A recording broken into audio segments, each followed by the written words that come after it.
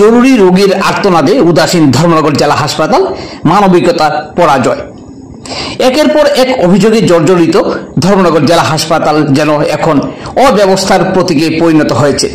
জনগণের আস্থা যেখানে থাকার কথা, সেই জেলা হাসপাতাল আজ অভিযোগের পাহাড়ে ডুবে।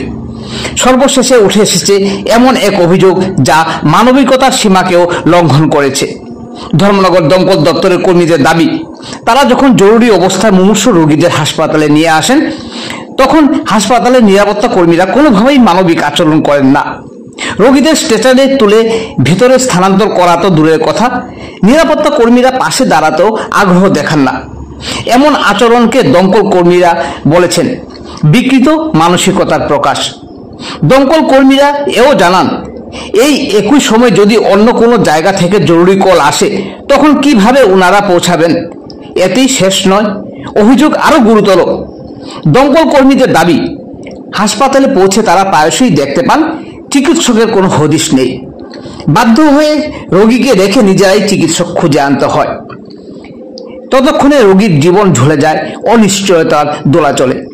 অথচ একই সময় হাসপাতালে মহিলা নিরাপত্তা কর্মীদের দেখা যায় মোবাইলে গেম খেলায় ব্যস্ত।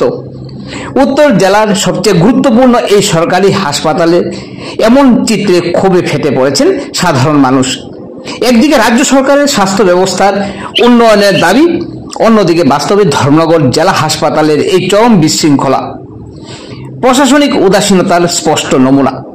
চিকিৎসা ব্যবস্থার এই বেহাল চিত্র আজ একটাই প্রশ্ন ছুড়ে দিচ্ছে, ধর্মনগর জেলা হাসপাতাল কি এখন জীবন রক্ষার কেন্দ্র নয়, বরং অমানবিকতার প্রদর্শনী হয়ে উঠেছে? ধর্মনগরের মানুষ এখন জবাব চায়, কার হাতে নিরাপত্তা ও চিকিৎসার দায়িত্ব? প্রশাসনের নীরবতা আর কতকাল?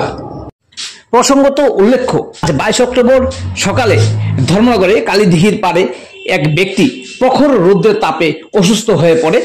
খবর পেয়ে ধর্মনগর দমকল দপ্তরের কর্মীরা তাকে জেলা হাসপাতালে নিয়ে যায়, কিন্তু জরুরি বিভাগে কোনো চিকিৎসক না থাকায় দমকল কর্মীরা সিকিউরিটি গার্ডে থাকা তাদেরকে বলেন চিকিৎসককে নিয়ে আসতে, কিন্তু ওনারা কোনো কর্ণপাতই করেননি বলে অভিযোগ দমকল দপ্তরের কর্মীর। তারপর দমকল দপ্তরের কর্মীরাই চিকিৎসককে খুঁজতে খুঁজতে তারা ডেকে আনেন জরুরি বিভাগে। শুনুন বিস্তারিত। আপনারা কিছুক্ষণ আগে যে পেশেন্টকে নিয়ে গেলেন, কি হয়েছিল ঘটনাটি? তো কিছুক্ষণ আগে আমাদের ওখানে একটা হঠাৎ করে একটা কল আসে, একটা লোক নাকি পড়ে আছেন এসডিএম স্যারের কোয়ার্টারের পাশে, দিঘির পাড়। তো আমরা অ্যাকর্ডিংলি গেলাম, গিয়ে দেখি একটা লোক ঠিকই মাটিতে শুয়ে আছেন। তো আমরা ওনাকে রেস্কিউ করলাম আর নিয়ে হসপিটালে গিয়ে ফোন করেছিলাম। তো এটা কোনো ড্রিঙ্কও করেনি, কারণ ড্রিঙ্কে কোনো সিমটম পেলাম না আমরা। তো মেবি এটা হতে পারে, আমরা ধরুন না কোনো হিট ওয়েভ যেটাকে বলি, ওভার হিট, এক্সেসিভ হিট যেটাকে বলি, তাপদাহের কারণে সম্ভবত সানস্ট্রোকের মতো হয়েছিল। তো আমরা ওনাকে হসপিটালে শিফট করে দিয়েছি, ওনার চিকিৎসা চলছে। খুব সিরিয়াস কন্ডিশন ওনার। ওনার পরিচয় কিছু জানতে পেরেছেন? পরিচয় পাওয়া যায়নি, কারণ উনি আনকনসিয়াস পজিশনে ছিলেন। বয়সটা কেমন হতে পারে? বয়স নিয়ার অ্যাবাউট 55 ইয়ার্সের মতো হয়েছে। আচ্ছা, আরেকটা জিনিস দেখলাম, যেটা একটা ভিডিও ফুটেজে দেখলাম, আপনাদের আওয়াজ শোনা গেল, যেটা যে ডাক্তারকে ডেকে আনতে হচ্ছে। মানে ইমার্জেন্সি রুমে যেটা সবসময় একজন ডাক্তার থাকার কথা, বা সেই সিকিউরিটি গার্ডরা আপনাদের দেখে সঙ্গে সঙ্গে ডাক্তারকে কল করে আনা, কিন্তু সেক্ষেত্রে আপনারা গিয়ে ডাক্তারকে ডেকে আনছেন, খুঁজে খুঁজে বের করে আনছেন। দেখুন, ওই জায়গাটার মধ্যে আমাদের হসপিটাল, ফায়ার সার্ভিস, আমরা অঙ্গাঙ্গিভাবে জড়িত। তো আমরা যে ইমার্জেন্সি পেশেন্ট যখন নিয়ে যখন আমরা সেন্ড করি বা আমরা শিফট করি, তখন হয়তো ডাক্তার কোথায় ছিলেন, তো আমরা তো এত তাড়াতাড়ি নিয়ে পৌঁছাই যাতে ট্রিটমেন্ট তাড়াতাড়ি পাই। কিন্তু ওখানে যাওয়ার পর যদি দেখি যে ডাক্তার আসতে একটু লেট হয়, আপনার ধরুন না 3 মিনিট 4 মিনিট লেট, তাহলে তো আমরা তো লেট করে যেতে পারতাম।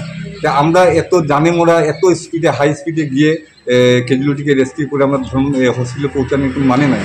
তাড়াতাড়ি পৌঁছানো মানে হচ্ছে যাতে পেশেন্টটা বেঁচে যায়, যাতে পেশেন্টটা প্রপার ট্রিটমেন্ট, খুব কুইকলি ট্রিটমেন্টটা পাওয়া যায়, এটাই। তো আমরা তো প্রায় সময় নিয়ে যাই। দেখুন, আমাদের স্টাফও তো শর্টেজ, কিন্তু ওদের যে সিকিউরিটিদেরকে কাছ থেকে একটা হেল্প, ওদেরকে যদি বলি একটু হেল্প করুন, ওরা আমাদের কোনো রেসপন্ড করে না।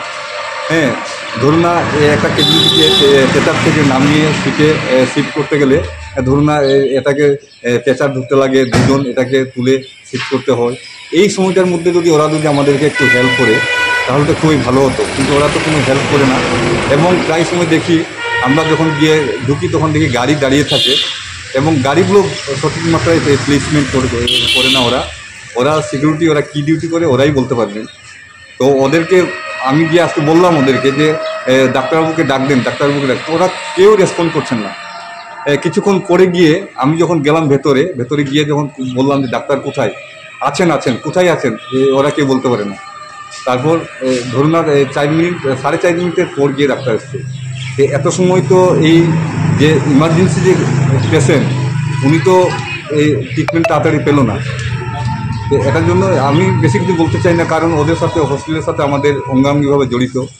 হ্যাঁ, যাতে ওরা যাতে নেক্সট টাইমে যাতে একটু কুইক রেসপন্ড করে, যে কোনো ইমার্জেন্সি ক্যাজুয়ালিটিকে যখন আমরা নিয়ে যাই তখন যাতে ওরা একটু রেসপন্ড করে তাড়াতাড়ি, এবং সিকিউরিটি যাতে আমাদেরকে একটু হেল্প